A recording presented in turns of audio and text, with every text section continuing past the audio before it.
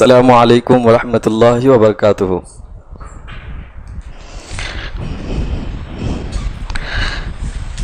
بسم اللہ الکبیر المتعال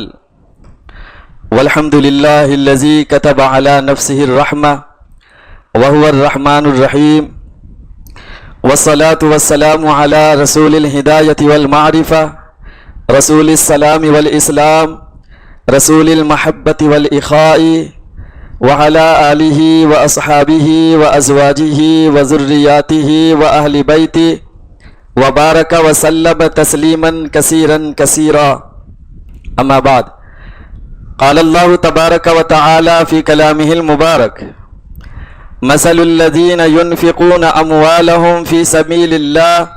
کمثل حبۃ انبتت سبع سنابل فی کل سنبلۃ مئۃ حبۃ واللہ یضاعف لمن یشاء واللہ واسع علیم، صدق اللہ العظیم۔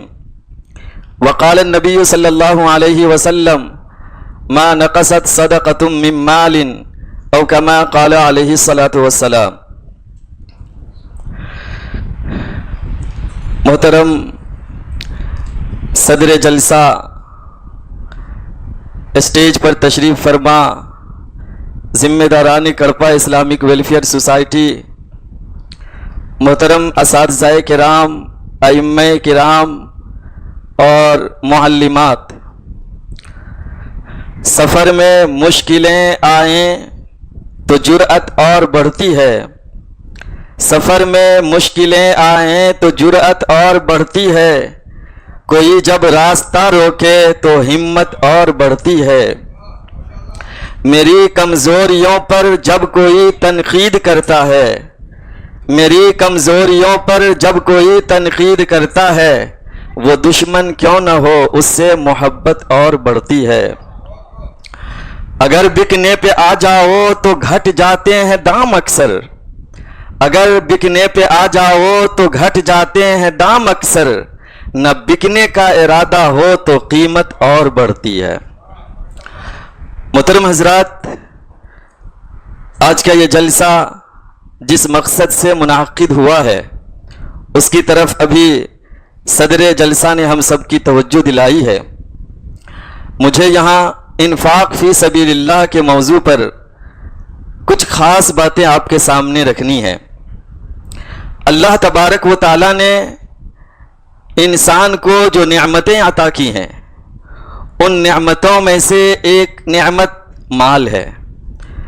مال ایسی نعمت ہے جس کے بارے میں قرآن نے خود کہا کہ یہ دنیا کی زندگی کی زینت ہے، خوبصورتی ہے اور رونق ہے۔ مال کے تعلق سے اللہ کا نظام یہ ہے کہ یہ مال کسی کے پاس کم ہے تو کسی کے پاس زیادہ ہے۔ اللہ تبارک و تعالیٰ جس کو چاہتا ہے خوب مال سے نوازتا ہے اور جس کو چاہتا ہے کم مال عطا کرتا ہے۔ جسے اللہ نے زیادہ مال سے نوازا ہے اس کو یہ حکم دیا گیا کہ تم اس مال کو اللہ کے راستے میں خرچ کرو، اس میں دوسروں کا بھی حق ہے، اس حق کو ادا کرو، اور اللہ نے کہا کہ بخل اور کنجوسی نہ کرو۔ بخل اور کنجوسی کرنے والے کو اللہ نے سورہ نساء میں کافر بھی کہا ہے۔ تو آپ اس سے اندازہ لگا سکتے ہیں کہ مال کے تعلق سے اللہ تبارک و تعالیٰ نے جس کو مال و دولت سے نوازا ہے اس کے اوپر مال میں کیا ذمہ داریاں عائد کی ہیں۔ اس میں ایک اہم ذمہ داری یہ ہے کہ اس مال کو اللہ کے راستے میں خرچ کیا جائے۔ قرآن نے اللہ کے راستے میں خرچ کرنے کے اجر و ثواب کو بہت ہی دلکش انداز میں اور نرالے انداز میں بیان کیا ہے۔ آپ جب یہ آیت پڑھیں گے اور اس کے ترجمہ پر غور کریں گے تو جی چاہے گا پڑھتے رہیں اور صدقہ کرتے رہیں۔ اللہ فرماتا ہے: مثل الذین ينفقون اموالهم فی سبیل اللہ، ان لوگوں کی مثال جو اپنے مال کو، اپنی دولت کو اللہ کے راستے میں خرچ کرتے ہیں، کمثل حبہ، اس دانے کی طرح ہے، انبتت سبع سنابل، جس دانے سے 7 بالی نکلے، اور فی کل سنبلہ مئۃ حبہ، اور ہر بالی میں 700 دانہ ہو، واللہ یضاعف لمن یشاء، اللہ تعالیٰ جس کے لیے چاہتا ہے مزید بڑھا دیتا ہے، اللہ واسع علیم، اللہ بہت وسعت والا اور جاننے والا ہے۔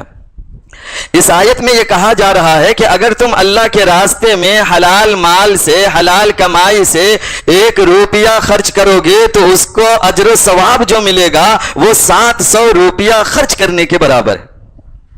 1 روپیہ 700 روپیے خرچ کرنے کے برابر ہے، اور اگر کوئی 100 روپیہ خرچ کرتا ہے تو وہ 70,000 روپیے صدقہ کرنے کے برابر ہے، اور اگر کوئی 1000 روپیہ صدقہ کرتا ہے تو وہ 7 لاکھ روپیے صدقہ کرنے کے برابر ہے۔ اللہ نے اس آیت میں یہ اعلان کیا ہے۔ آپ اندازہ لگائیے کہ ہمارے پاس کوئی آدمی آئے اور ہم سے کہے کہ آپ مجھے آج 1000 روپیہ دیجئے، کل ہم آپ کو 7 لاکھ روپیہ واپس کریں گے۔ تو اگر ہمارے پاس نہیں ہوگا تو جا کے بیوی سے کہیں گے اگر تمہارے پاس ہے تو دو، کل تم کو ہم 1 کے بدلے 10 دیں گے، 1000 دو، ہم کل 10,000 تم کو واپس کریں گے۔ اور بیوی کو بھی پتا چلے گا تو خوشی خوشی بیچاری جہاں بھی رکھی ہوگی لا کر کے دے گی، اور آدمی جا کر اس مانگنے والے کو دے گا، اگلے دن 7 لاکھ روپیہ ملے گا، 10,000 بیوی کو دیا، 6,90,000 اپنے پاکٹ میں رکھے گا۔ کرے گا کہ نہیں کرے گا؟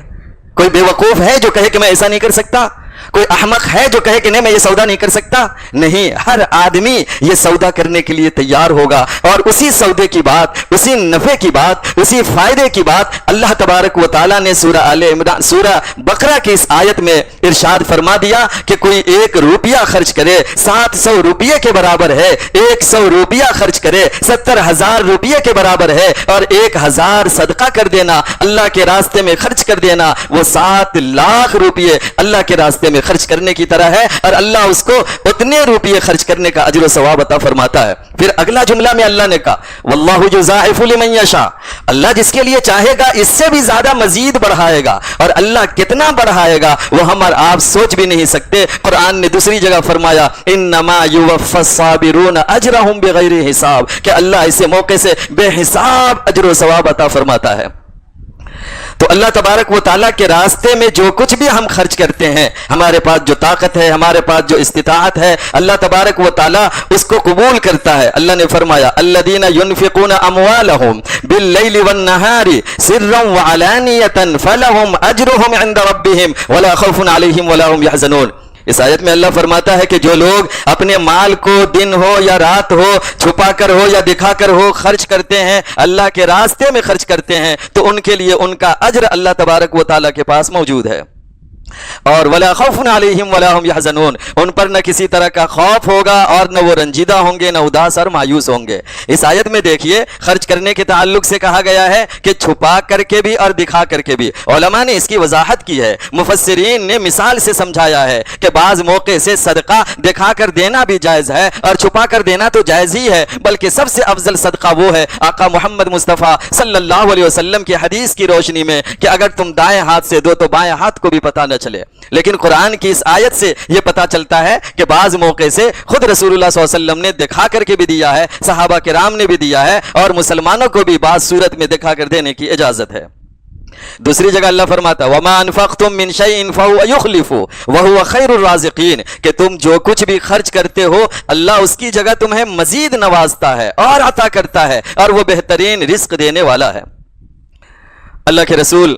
محمد مصطفیٰ صلی اللہ علیہ وسلم نے فرمایا کہ ہر دن 2 فرشتے آسمان سے اترتے ہیں، اور ان میں سے ایک کہتا ہے اللہم اعطی منفقا خلفا، کہ اے اللہ جو اللہ کے راستے میں خرچ کرنے والے ہیں، حلال راستے میں خرچ کرنے والے ہیں، صحیح راستے میں خرچ کرنے والے ہیں، تو اسے مزید مال و دولت عطا فرما۔ اور دوسرا فرشتہ کہتا ہے کہ اے اللہ جو بخل کرتے ہیں، کنجوسی کرتے ہیں، اس کے مال کو تو برباد کر دے۔ یہ روزانہ صبح کے وقت میں 2 فرشتے اتر کر یہ دعائیں کرتے ہیں۔ تو جو اللہ کے راستے میں خرچ کرتے ہیں ان کو فرشتے کی یہ دعا ملتی ہے، اور جو خرچ نہیں کرتے ہیں، بخل کرتے ہیں، کنجوسی کرتے ہیں، اس کو فرشتے کی بد دعا کا سامنا کرنا پڑتا ہے۔ ایک حدیث میں اللہ کے رسول محمد صلی اللہ علیہ وسلم نے فرمایا کہ اگر کوئی شخص حلال کمائی سے،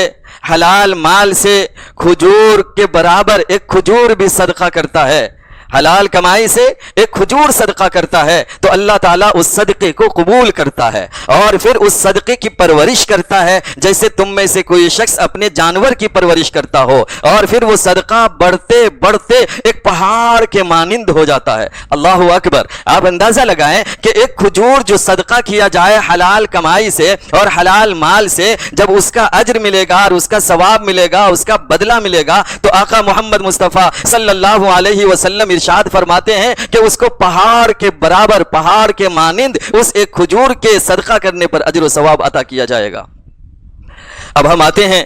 ہم دیکھتے ہیں کہ اللہ کے راستے میں صدقہ کرنے کے کچھ نمونے رسول اللہ صلی اللہ علیہ وسلم نے اور صحابہ کرام نے کس طرح اللہ کے راستے میں صدقہ کیا ہے، اللہ کے راستے میں مال خرچ کیا ہے۔ حضرت انس رضی اللہ تعالی عنہ روایت کرتے ہیں کہ ایک موقع سے ایک آدمی آیا اور کہا رسول اللہ صلی اللہ علیہ وسلم سے کہ آپ مجھے اتنے بکریاں دیں، اتنے جانور دیں کہ دو پہاڑوں کے درمیان جو خالی جگہ ہوتی ہیں وہ بھر جائے۔ آقا محمد صلی اللہ علیہ وسلم نے اس مانگنے والے کو اتنے بکریاں عطا کی کہ دو پہاڑوں کے درمیان کی جگہ بھر گئی۔ آپ صلی اللہ علیہ وسلم سے جب اس آدمی نے، اس گاؤں سے یا قریہ سے آنے والے شخص نے جب مطالبہ کیا تو رسول اللہ صلی اللہ علیہ وسلم نے اس کے مطالبے کو قبول کر کے اس کو اتنا عطا کیا جتنے وہ امید لے کر رسول اللہ صلی اللہ علیہ وسلم کے پاس آئے تھے۔ حضرت ام درہ رضی اللہ تعالی عنہا کہتی ہیں کہ میں ایک مرتبہ حضرت عائشہ صدیقہ رضی اللہ تعالی عنہا کی خدمت میں 1,00,000 درہم لے کر حاضر ہوئی، اور میں نے وہ 1,00,000 درہم حضرت عائشہ صدیقہ رضی اللہ تعالی عنہا کی خدمت میں پیش کر دیا۔ اس دن حضرت عائشہ رضی اللہ تعالی عنہا روزے سے تھیں۔ حضرت عائشہ رضی اللہ تعالی عنہا نے وہ سارے درہم غریبوں، یتیموں، ضرورت مندوں میں تقسیم کر دیا۔ میں نے کہا کہ آپ 1 درہم بچا لیتی اپنے لیے کم سے کم، اور اس 1 درہم سے گوشت منگوا لیتی اور رات میں افطار کے وقت میں اسی سے آپ افطار کر لیتی، آپ نے ایسا کیوں نہیں کیا؟ تو حضرت عائشہ رضی اللہ تعالی عنہا نے ان کو اتنا جواب دیا کہ اگر تم پہلے یاد دلائی ہوتی تو میں ایسا کر لیتی۔ یعنی آپ اندازہ لگائیے، حضرت عائشہ صدیقہ رضی اللہ تعالی عنہا کے پاس 1,00,000 درہم آتا ہے اور وہ سارے کے سارے درہم اسی ایک دن میں غریبوں، یتیموں، ضرورت مندوں، بے سہارا اور بیوہ عورتوں پر خرچ کر دیتی ہیں اور تقسیم کر دیتی ہیں، اس لیے کہ ان کو معلوم تھا، رسول اللہ صلی اللہ علیہ وسلم کی باتوں پر، قرآن کی آیتوں پر پورا یقین تھا کہ دینے والا جب اللہ کے راستے میں دیتا اور خرچ کرتا ہے تو اللہ تبارک و تعالی اس کو اس دنیا میں بھی نوازتا ہے، اور آخرت میں جو نوازے گا اس کا صحیح تصور انسان اس دنیا میں نہیں کر سکتا ہے۔ ان باتوں پر وہ یقین اور وہ ایمان ہونے کی وجہ سے حضرت عائشہ رضی اللہ تعالی عنہا نے اپنے وہ سارے کے ساری دولت اور وہ سارے درہم جو ان کی خدمت میں اس وقت پیش کیا گیا تھا غریبوں میں تقسیم کر دیا۔ اس طرح کی بہت ساری مثالیں ہیں، صحابہ کرام کے بہت سارے واقعات ہیں۔ جب قرآن میں لن تنالوا البر حتی تنفقوا مما تحبون کی آیت نازل ہوئی کہ تم ہرگز نیکی کو نہیں پا سکتے ہو جب تک تم اس چیز کو نہ خرچ کر دو جو تمہیں محبوب ہے، تو صحابہ کرام اپنا جائزہ لیے، ان کے پاس سب سے زیادہ کون سی چیز محبوب ہے، ان کا کون سا مال سب سے زیادہ پیارا ہے، سب سے زیادہ قیمتی ہے، وہ مال لے لے کر آنے لگے اور رسول اللہ صلی اللہ علیہ وسلم کی خدمت میں صدقہ میں پیش کرنے لگے، اور اللہ کے راستے میں اپنے محبوب مال کو ان لوگوں نے خرچ کر دیا۔ اللہ تعالیٰ مجھے بھی اور آپ سب کو بھی اس کی توفیق عطا فرمائے، اور اللہ ہم کو دنیا کی حقیقت اور آخرت کی سچائی پر وہ ایمان و یقین نصیب فرمائے جو اللہ نے صحابہ کو عطا کیا تھا۔ اب آئیے فی سبیل اللہ، اللہ کے راستے میں خرچ کرنے کے جو کچھ خاص راستے ہیں وہ میں اس کی وضاحت کروں گا۔ اس میں ایک ہے تعمیر مسجد۔ تعمیر مسجد، اللہ کے راستے سے مراد کیا ہے، کہاں ہم خرچ کریں گے؟ تو تعمیر مساجد، کہیں بھی مسجد تعمیر ہو رہی ہو، ہم اور آپ بہت فضیلت سنتے ہیں، بیان کرتے ہیں کہ جو شخص اللہ کے لیے مسجد بنائے گا اللہ تعالیٰ اس کے لیے جنت میں محل بناتا ہے۔ تو مسجد بنانے کی بڑی فضیلت آئی ہے۔ محدثین نے اس حدیث کی وضاحت اور تشریح کرتے ہوئے لکھا ہے، ایک تو جس کو طاقت ہو پوری مسجد بنانے کی وہ پوری مسجد بنائے، لیکن اگر کوئی پوری مسجد بنانے کی طاقت نہیں رکھتا ہے لیکن وہ کچھ صدقہ خیرات کر سکتا ہے، مسجد کی تعمیر میں دے سکتا ہے، تو وہ اپنی طاقت کے مطابق مسجد کی تعمیر میں اگر پیسہ خرچ کرتا ہے تو اس کو مسجد بنانے کے برابر ثواب ملتا ہے۔ اللہ تبارک و تعالیٰ کوانٹیٹی کو، مقدار کو نہیں دیکھتا، اللہ تعالیٰ خرچ کرنے والے کے دل کو دیکھتا ہے، اس کی نیت کو دیکھتا ہے کہ وہ کس پوزیشن میں، کس حالت میں وہ کیا خرچ کر رہا ہے۔ اللہ تعالیٰ کو اس سے مطلب ہوتا ہے، مقدار لاکھوں کروڑوں میں ہو اس سے کوئی لینا دینا نہیں ہے. کس اخلاص کے ساتھ, کس نیت کے ساتھ, کس مقصد سے کے ساتھ خرچ ہو رہا ہے, وہ اللہ تبارک و تعالیٰ دیکھتا ہے. تو تعمیر مساجد ہے. دوسرا ایک طریقہ ہے علم نافع کی نشر و اشاعت. اسی میں یہ مدارس بھی آتے ہیں, مدارس بھی اسی میں آتے ہیں. علم نافع یعنی وہ علم جو نفع بخش ہو, اس کی نشر و اشاعت میں خرچ کرنا, اپنا پیسہ لگانا, اپنا مال لگانا, یہ بھی اللہ کے راستے میں خرچ کرنے کی طرح ہے. اسی طرح تیسرا طریقہ ہے کفالت ایتام, یتیموں کی کفالت. جو یتیم بچے ہیں, خواہ وہ لڑکا ہو یا لڑکی ہو, یتیم ہے, اس کی کفالت, اس کے خرچے کو برداشت کرنا اللہ کے راستے میں خرچ کرنے کی طرح ہے. اور چوتھا طریقہ ہے جہاد فی سبیل اللہ. اللہ کے راستے میں جو لوگ جہاد کرنے کے لیے جاتے تھے, جہاد میں خرچ کرنے کا حکم دیا گیا اور صحابہ نے دل کھول کر خرچ کیا. جب غزوہ تبوک کے موقع سے رسول اللہ صلی اللہ علیہ وسلم نے چندے کا اعلان کیا تو حضرت عثمان غنی رضی اللہ تعالیٰ عنہ کے بارے میں آتا ہے کہ وہ اپنے کپڑے میں 1000 دینار لے کر کے آئے اور رسول اللہ صلی اللہ علیہ وسلم کی خدمت میں پیش کیا. آقا محمد صلی اللہ علیہ وسلم دیکھ کر آپ کا چہرہ چمکنے لگا, روشن ہو گیا, خوشی سے آپ کے چہرے پر خوشی کے آثار نمایاں ہو گئے. اور اسی موقع سے آقا نے حضرت عثمان رضی اللہ تعالیٰ عنہ کے تعلق سے کہا کہ آج کے بعد سے عثمان کوئی بھی عمل کرے وہ عمل ان کو نقصان نہیں پہنچا سکتا ہے. ہمارا آپ حضرت ابو بکر صدیق رضی اللہ تعالیٰ عنہ, حضرت عمر فاروق رضی اللہ تعالیٰ عنہ کے صدقہ کرنے, اللہ کے راستے میں خرچ کرنے کی جو مسابقت ہے, ایک دوسرے سے آگے بڑھنے کا جذبہ کا جو واقعہ, وہ اسی موقع سے پیش آیا تھا. تو جہاد فی سبیل اللہ میں خرچ کرنا. اور پانچواں ہے فقراء مساکین کی مدد کرنا, جو غریب ہیں, محتاج ہیں, ضرورت مند ہیں, مسکین ہیں, ان پر خرچ کرنا, ان کی امداد کرنا, یہ بھی اللہ کے راستے میں خرچ کرنے کی طرح ہے. اور چھٹی چیز ہے افطار میں جو روزے دار ہیں, رمضان المبارک کا مقدس مہینہ آ رہا ہے, رمضان کے مہینے میں جو غریب, محتاج, ضرورت مند روزہ رکھتے ہیں یا کوئی بھی روزے دار ہے, اگر اس کو افطار کراتے ہیں تو وہ بھی اللہ کے راستے میں خرچ کرنے کی طرح ہے. تو یہ تقریباً 6 چیزیں, اس کے علاوہ اور بہت ساری چیزیں ہو سکتی ہیں جہاں خرچ کرنا اللہ کے راستے میں خرچ کرنے کی طرح ہے. تو یہ ساری باتیں میں نے اس نیت سے کہی ہیں کہ اللہ تعالیٰ جو باتیں میں کہہ رہا ہوں ان باتوں پر مجھے عمل کی توفیق عطا فرمائے. اور آپ سب کے لیے بھی دعا کرتا ہوں کہ اللہ تعالیٰ ہم سب کو ابھی صحت دیا ہے, تندرستی دیا ہے, ہم اچھے خاصے اپنے پاؤں پہ چل کر کے یہاں پر آئے ہیں, تو ہم اللہ تبارک و تعالیٰ کی اس نعمت کی قدر کریں. اپنی صحت کی برقراری, اپنی تندرستی کی برقراری, اللہ سے عافیت کی خواہش اور امید پر ہم مہینے میں اپنی تنخواہ میں سے, اپنی سیلری میں سے کوئی رقم مقرر کریں کہ ہر مہینہ ہم کو اتنی رقم اللہ کے راستے میں خرچ کرنا ہے. کسی غریب پر, کسی بیوہ پر, کسی یتیم پر, کسی ضرورت مند پر, کسی ادارے میں, کسی سوسائٹی میں جو امت کے لیے, قوم کے لیے کام کر رہی ہے, وہاں ہم مہینے میں اتنا روپیہ ضرور دیں گے. ہم تاریخ میں اور کتابوں میں پڑھتے ہیں رسول اللہ صلی اللہ علیہ وسلم جب صدقے کے بارے میں, خیرات کے بارے میں ایک موقع سے بیان کرے, عورتیں اپنا زیور اتار اتار کر صدقے میں دے دی. جبکہ ہمارا آپ جانتے ہیں کہ عورت کو زیور کتنا پسند, کتنا محبوب ہوتا ہے. لیکن جب ان کو معلوم ہوا صدقے کی فضیلت کیا ہے, خیرات کا اجر و ثواب کیا ہے, انفاق فی سبیل اللہ پر اللہ کیا دیتا ہے, تو وہ اپنا زیور اتار اتار کر اللہ کے راستے میں صدقے کرنے لگیں. اللہ یہی جذبہ آج کے مسلم خواتین کو ان کے اندر پیدا فرمائے اور ہم لوگوں کو بھی اسی طرح اللہ کے راستے میں خرچ کرنے کی اللہ تعالیٰ مجھے بھی اور آپ سب کو بھی توفیق عطا فرمائے. یہ چند باتیں وذکر فإن الذکریٰ تنفع المؤمنین کے تحت کہی گئی ہیں. یہاں سارے لوگ جانکار اہل علم بیٹھے ہوئے ہیں, دونوں طرف معلمات جو لوگوں کو علم تقسیم کرتی ہیں, اور ادھر بھی ہمارے معلمین ہیں, اساتذہ کرام ہیں, ائمہ کرام, خطبہ ہیں, ہمارے ذمہ داران حضرات ہیں. کوئی نئی بات نہیں ہے, سب کو پہلے سے معلوم ہے, لیکن اس لیے کہی گئی کہ قرآن نے کہا کہ یاد دہانی کراؤ. یاد دہانی کرنے سے بھی ایمان والے کو فائدہ پہنچتا ہے. اللہ ہم سب کو فائدہ پہنچائے. وآخر دعوانا ان الحمد للہ رب العالمین.